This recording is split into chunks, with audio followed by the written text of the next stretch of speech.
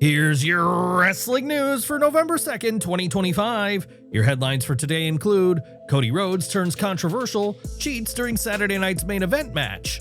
Cody Rhodes injury update after WWE Saturday night's main event, status revealed. Drew McIntyre calls out WWE ref after feeling robbed by Cody Rhodes. Newly crowned WWE champion to go missing from TV, here's why. Dominik Mysterio cheats his way to another win at WWE Saturday night's main event.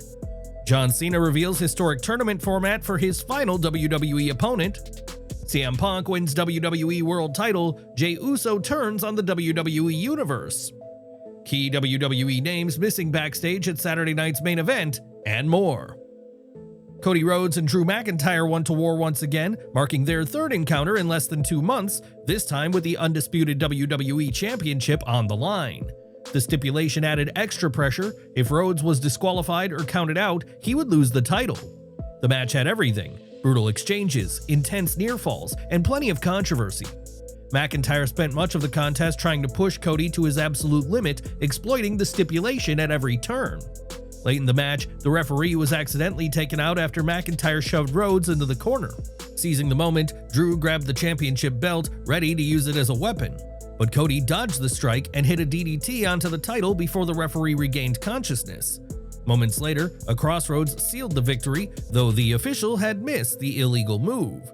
Fuming over yet another tainted outcome, McIntyre took to social media soon after. He posted a throwback clip of Cody Rhodes' impersonation of Ted DiBiase Jr. featuring the now iconic line, "Where is that referee? He was trying to f*** on me." The message was clear. McIntyre accused Rhodes of using underhanded tactics and benefiting from lenient officiating. Fans were quick to react, flooding McIntyre's replies with support while calling out Cody's controversial win. It's evident that this rivalry is far from over, and with rumors swirling of Randy Orton's imminent return, the title picture heading into Survivor Series could become even more unpredictable. So the big question now is, should Randy Orton capture the championship on his return, or is it finally time for Drew McIntyre to get his redemption and take the title from Cody Rhodes? There was also some concern during the match regarding a potential injury to Cody Rhodes. At one point during the match, Cody ran to the corner as he went for the Cody Cutter but came down awkwardly, limping off the ropes and seemingly tweaking his knee. Moments later, he repeated the move successfully, suggesting it may have been a minor botch rather than a planned moment. However, throughout the remainder of the match, it was clear Cody's right leg wasn't at full strength. His movements lacked their usual spring, and he visibly favored the leg during key moments. It didn't seem to be part of the storyline or a setup to lure Drew McIntyre in. The sequence looked unintentional.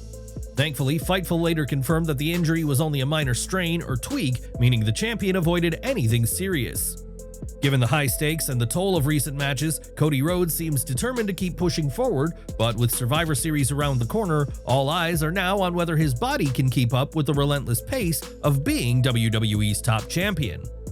With major events like the Royal Rumble and WrestleMania fast approaching and nearly a dozen top stars already sidelined with injuries, WWE can't afford to lose another name to the sidelines right now. Just hours before WWE's Saturday night's main event went live, fans spotted women's champion Tiffany Stratton arriving at the Delta Center in Salt Lake City with a noticeable limp. The brief clip quickly went viral, with fans flooding the comment section debating whether the injury was genuine or simply part of the storyline. Either way, it seemed like WWE was deliberately playing up the injury angle, reminding viewers that Stratton was heading into the match less than 100%. The setup suggested this bout wasn't about putting on a technical classic, but rather about cementing Jade Cargill's dominance following a recent heel turn, and that's exactly how it played out. From the opening bell, Cargill manhandled the champion, throwing Stratton across the ring with ease. When Tiffany went for the prettiest moonsault ever, Cargill countered viciously, sweeping her injured leg to exploit the weakness. The challenger continued to target the knee, even attempting to crush it using the steel steps, but Stratton narrowly avoided disaster, dodging the blow and hitting a swanton bomb for a dramatic near fall. It wasn't enough. Cargill regained control moments later, overpowered the champion, and finished her off with Jaded to score the victory and capture the WWE Women's Championship. With this dominant win, WWE seems poised to move toward one of the most anticipated dream matches in recent memory, Jade Cargill versus Bianca Belair at WrestleMania. The two powerhouses have long been compared by fans, and a collision between them is something many have been waiting to see. However, there's still no update on Belair's recovery and return timeline, leaving her WrestleMania status uncertain. Tiffany Stratton may no longer be champion, but it looks like Jade Cargill herself might miss some TV time in the weeks ahead. According to reports from the Film and Television Industry Alliance, or FTIA, Cargill has joined the cast of an upcoming movie called True Threat, with filming beginning November 3rd. This could mean that Cargill will be off television for several weeks, depending on the length of her filming schedule, which is estimated to last at least 3 weeks. That has led to speculation about how WWE plans to handle her absence. Will Cargill continue appearing through pre-taped promos, or could she make herself available for limited appearances on SmackDown during the production period? Either way, her new Hollywood project will undoubtedly impact how the company books her early title reign. What do you think of Jade Cargill's title win and her immediate future? Should WWE move ahead with Cargill versus Bianca Belair at WrestleMania? Or if Belair isn't ready, who else should challenge Cargill next for the Women's Championship? With the World Heavyweight Championship vacated following Seth Rollins' injury, it was left to CM Punk and Jey Uso to determine the new title holder in what turned out to be one of the most intense and emotionally charged main events of the night. From the opening bell, the energy inside the arena was electric. Both men had the crowd split right down the middle, and though either outcome would have drawn massive cheers, it was clear that Punk needed this win to cement his comeback story. The match escalated into a battle of grit and endurance. Jey Uso surprised everyone when he speared CM Punk through the ringside barricade, setting off a series of wild reversals and near falls. When Uso went for the Uso splash, Punk got his knees up and countered with a GTS, only for Uso to kick out at the last possible moment. Desperation took over as Punk went for a pile driver, but Uso countered and stunned the crowd by hitting a GTS of his own, only to be met moments later by a thunderous spear from Punk. The exchange continued as Punk locked in the Anaconda Vice, forcing Uso to crawl and barely reach the ropes to break the hold. In the final moments, Uso went for another spear but missed, allowing Punk to capitalize with a vicious kick to the head, followed by back-to-back GTSs. The referee counted 3, and CM Punk was crowned the new World Heavyweight Champion, reclaiming the title that was taken from him by Seth Rollins back at SummerSlam.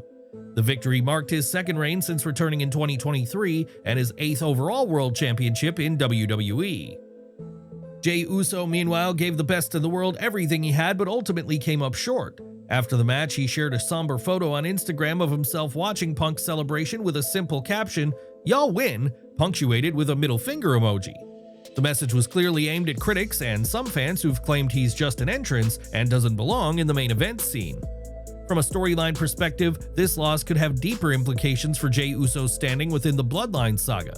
Once viewed as a potential next-in-line tribal chief, his defeat may further strain his relationship with Roman Reigns, setting up a dramatic shift in family dynamics, especially with Jimmy Uso's return looming large. As WWE heads towards Survivor Series and the Royal Rumble, Jey's future remains uncertain.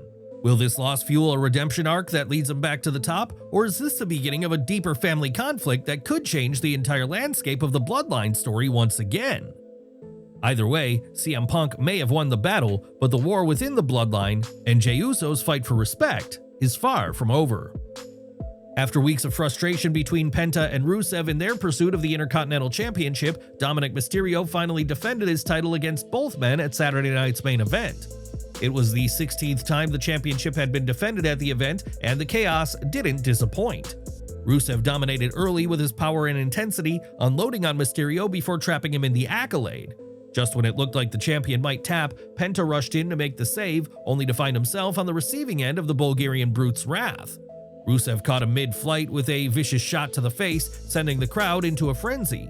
Mysterio tried to turn the tables by borrowing from Eddie Guerrero's playbook, attempting to trick the referee into thinking he'd been hit illegally, but the official reminded him that there were no disqualifications in a triple threat match, making that ploy completely useless.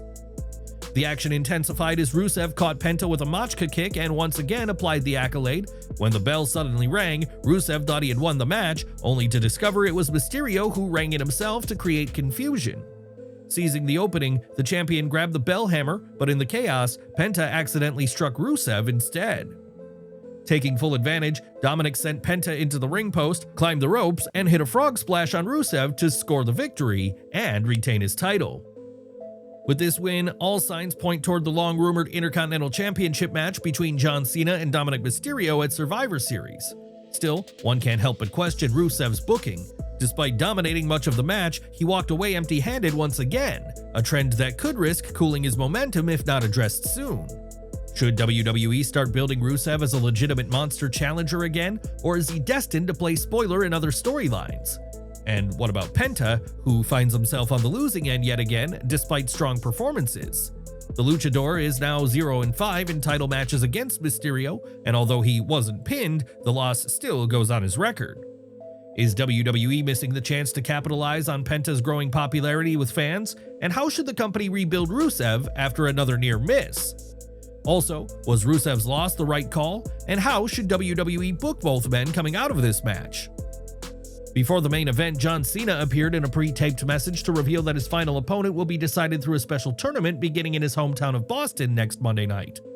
The 16-time world champion explained that the tournament will feature a mix of familiar rivals, first-time opponents, and hungry superstars looking to seize a once-in-a-lifetime opportunity to elevate their careers. While no official brackets were revealed, names like Solo Sikoa, Sheamus, Dominik Mysterio, Gunther, and Carmelo Hayes were shown in the teaser video. Cena also dropped a major surprise, hinting that competitors from Raw, SmackDown, NXT, and possibly outside the company could take part. With that revelation, who do you think from TNA or other promotions could enter this historic tournament? And more importantly, which star do you believe will become John Cena's final opponent? Please sound off in the comments below. Triple H was notably absent from this week's Saturday night's main event, along with Bruce Pritchard, according to Fightful Select's Sean Ross Sapp. Both were present at SmackDown but did not attend the live event, marking a rare instance for WWE's top creative figures to miss a major show. While the report didn't specify a reason, it did note Road Dogg's return to SmackDown after several weeks away. Serving as Senior Vice President of Live Events, his presence adds creative stability. Despite their absence, Fightful concludes that everything went on as expected during the event.